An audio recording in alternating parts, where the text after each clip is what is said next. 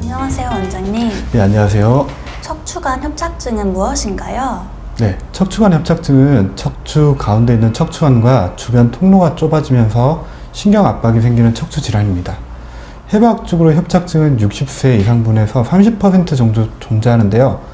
실제로는 일부만이 임상적인 증상을 나타냅니다. 먼저 척추관을 설명드리겠는데요. 척추관은 척추 가운데 관 모양으로 속이 빈 공간을 얘기를 합니다. 여기 아래 척추랑 위 척추로 추간공이 생기고요. 그 다음에 가운데 관 속으로 머리서부터 팔, 다리까지 신경을 지배하는 신경이 쭉 뻗어나가는 척추신경의 통로가 되는 것이 척추관입니다. 척추관의 앞부분은 척추체 그리고 디스크로 이루어져 있고요. 척추관의 뒷부분은 척추관 관절 그리고 인대로 구성되어 있습니다. 먼저 이제 디스크가 오래되면 이제 수분 함량이 줄어들면서 퇴행이 진행됩니다. 디스크 높이가 줄게 되고요. 그럼 척추가 불안정해집니다. 그러면 다시 이 부하를 어떻게 해결하기 위해서 뒤쪽에 있는 척추 관절이 두꺼워지고 또 뒤에 있는 인대 또한 두꺼워지고 변성이 됩니다. 이렇게 주변 구조물에 변성이 오고 척추관 사방으로 좁아지면서 안에 있는 척수, 신경을 누르고 또 혈류장애도 일으켜서 증상이 나타나게 됩니다. 이런 퇴행성 척추관 협착증은 주로 움직임이 많은 허리 그리고 목 부분에서 많이 발생되는데요. 특히 허리 요추부에서 주로 많이 발생합니다. 일반적으로 척추관 협착증이라고 하면 요추 척추관 협착증을 의미하게 되고요. 협착증이 경추 부위에서 발생하는 건 따로 경추 척추관 협착증이라고 따로 이름을 붙입니다. 어르신들은 대부분 퇴행성이 주 원인인데요. 나이대가 젊은 분들은 연골 무형성증 같은 특별한 원인이 따로 있습니다. 대부분 그런 분들은 특별한 원인이 있어야지 20대, 30대의 증상이 나타나게 됩니다.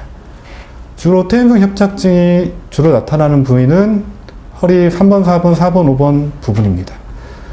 허리 5번에서 천추 1번에서는 중심부 협착이 흔하지 않고 바깥쪽으로 빠지는 가쪽 부위 협착증이 있는데요. 여기 가쪽 부위 협착증을 외척 합류 협착증이라고 부릅니다. 일반적으로 추간근 협착증이라고 따로 이름을 부르기도 하지만 대개는 척추관 중심부 협착증과 동반해서 발생하게 됩니다. 척추관 협착증의 증상은 어떤 것이 있나요? 일단 척추관 협착증은 허리가 아프고 쑤시는 증상이 일반적으로 나타나게 됩니다. 가장 큰 특징적인 증상이 점점 내가 걸을 수 있는 거리가 줄어들게 됩니다. 100m만 걸어도 다리가 저리게 되고요. 걷기가 힘들어서 이전에는 한 번에 걸을 수 있던 거리가 점점 줄어들게 됩니다. 그리고 허리를 이제 똑바로 펴는 것이 힘들어서요. 자꾸 허리를 구부리는 자세를 유지하게 됩니다. 밤에 이제 종아리 통증이 좀 더 심해지고 쥐가 자주 나게 된다고 호소하게 됩니다. 똑바로 누워서 주무시기 힘들고 무릎을 구부려서 옆으로 자는 것이 편하다고 말씀들을 하십니다. 걷는 거리가 줄어들게 되는 것을 이제 신경성 파행증이라고 얘기를 합니다. 파행은 절뚝거림이라는 뜻인데요. 협착증 환자들은 좀 걷거나 아니면 좀 오래 서 있거나 그러면 쉽게 피곤해진다. 다리에 힘이 빠지는 것 같다. 다리가 땡긴다. 저린다. 이렇게 호소하시면서 아이고 아이고 하면서 앉다가 또 누워 있다가 그러면 좀 편해지니까 그런 증상을 호소합니다. 이전에는 이제 버스 정류장 두 정거장 거리는 충분히 걸어가셨다고 하시는 어르신들이 자꾸 가다가 앉아서 쉬어야 된다 하시는 말씀들을 많이 하게 됩니다.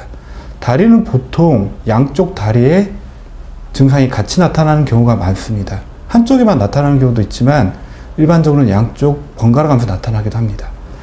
허리 통증은 있는 경우도 있고 없을 경우도 있습니다. 진행되면 보통 허리 통증 자체보다는 다리에 뻐근하고 지근하는 증상을 많이들 호소하십니다. 증상이 나타나기 전에 다리 증상이 본격적으로 나타나기 전에 한 수년 동안 허리 통증을 좀 참아왔다 이렇게 말씀하신 분들이 대부분입니다. 일반적으로 허리를 뒤로 젖히게 되면요 척추관이 좁아지니까 증상이 좀 더 심해지고요. 그래서 환자들은 대부분 엉거주춤하게 허리를 구부정하게 있는 자세를 많이 취하곤 있습니다. 척추관 협착증과 허리 디스크의 차이점은 무엇인가요? 네, 허리 디스크는 디스크 내부 젤 성분의 수액이 탈출돼서 척추신경 특정 부분을 자극하는 질환이고요. 협착증은 척추관을 둘러쓴 구조물들이 퇴행성 변화가 이루어지면서 전체적으로 두꺼워져서 척추신경을 어느 한 부분이 아니라 전체 사방에서 압박하는 질환입니다. 목을 조르듯이 그런 느낌의 질환입니다. 그래서 허리 디스크는 다리 증상이나 이런 특정 증상들이 한쪽으로 보통 발생하는 경우가 많고요. 협착증은 양쪽이 동시에 아프거나 또는 한쪽씩 번갈아가면서 증상이 나타나는 경우가 많습니다. 디스크 환자는 수액이 이제 탈출하는 질환이라서 젊으신 분들이 많고요. 협착증 환자는 퇴행성이 어느 정도 진행된 상태에서 나타나기 때문에 어르신들이 많습니다. 일반적으로 디스크 환자인 경우에는 걷거나 앉아있는 자세에서 통증이 증가하게 되고요. 협착증 환자는 누워있다가 이제 걷기 시작한 직후에 허리랑 다리에 이제 뻐근하게 좀 불편하다가 좀 참고 걷다 보면 오히려 약간 편하다고 말씀을 하십니다. 근데 이제 어느 정도 또 걷다 보면 다시 다리에 통증이나 저림 증상을 느끼게 돼서 아이고 하면서 이제 쭈그려 앉아서 요렇게 쭈그려 앉아서 쉬다 보면은 다시 증상이 좋아져서 다시 걷게 되는 특징을 가지고 있습니다. 반면에 디스크 환자 같은 경우는 그렇게 쭈그려 앉더라도 증상이 가라앉지를 않습니다. 협착증 환자 같은 경우는 허리를 뒤로 제치면 통증이 증가하고 그래서 점점 앞으로 구부정한 자세를 유지하게 됩니다. 디스크 환자는 이제 허리를 앞으로 숙이게 되면 디스크가 점점 더 탈출하는 방향으로 압력을 받기 때문에 앞으로 숙이는 걸 더 힘들어 합니다. 디스크 환자 같은 경우는 저희가 이학적 검진이라는 표현을 쓰는데요. 다리를 들어 올린다는 그런 검사를 할 때 그 검사에 양성 반응을 보통 나타내는 경우가 많지만 협착증 환자 같은 경우는 그런 이학적 검진을 할 때 양성 반응이 잘 나타나지 않습니다. 척추관 협착증의 치료는 어떻게 하나요? 예, 앞서 말씀드린 것 같이 척추관 협착증은 만성 퇴행성 질환입니다.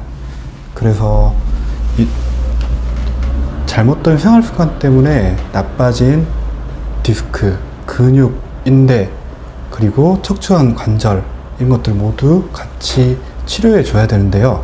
가장 크게는 침, 약침, 봉침으로 제 기능을 못하는 근육, 인대를 섬유화를 치료해 줍니다. 그리고 이완춘화를 통해서 관절 사이의 간격을 벌어주고 근육을 이완시켜 줍니다. 그리고 척추 근육을 강화시키기 위해 강척 한약을 사용을 합니다. 이런 종합적인 치료를 통해 척추의 건강을 회복하고 증상을 줄일 수 있을 거라 생각이 됩니다. 하지만 무엇보다 중요한 것은 건강한 허리를 유지하는, 재발을 방지하는 생활습관 교정이 있습니다. 저희 목허리 한방병원에서는 앞서 말한 그런 치료들 이외에도 환자 교육과 상담을 굉장히 중요시하게 생각하고 있습니다. 입원 기간 동안 똑바로 눕는 법, 옆으로 눕는 법, 그 다음에 누워서 운동하는 법, 세면대 사용법과 같은 일상생활에서 환자가 충분히 적용할 수 있는 생활습관 교정법들을 교육을 하여 퇴원 이후, 치료가 종결된 이후에도 꾸준히 건강한 허리를 유지할 수 있게 도와드리고 있습니다. 오늘 인터뷰 응해주셔서 정말 감사합니다. 네, 감사합니다.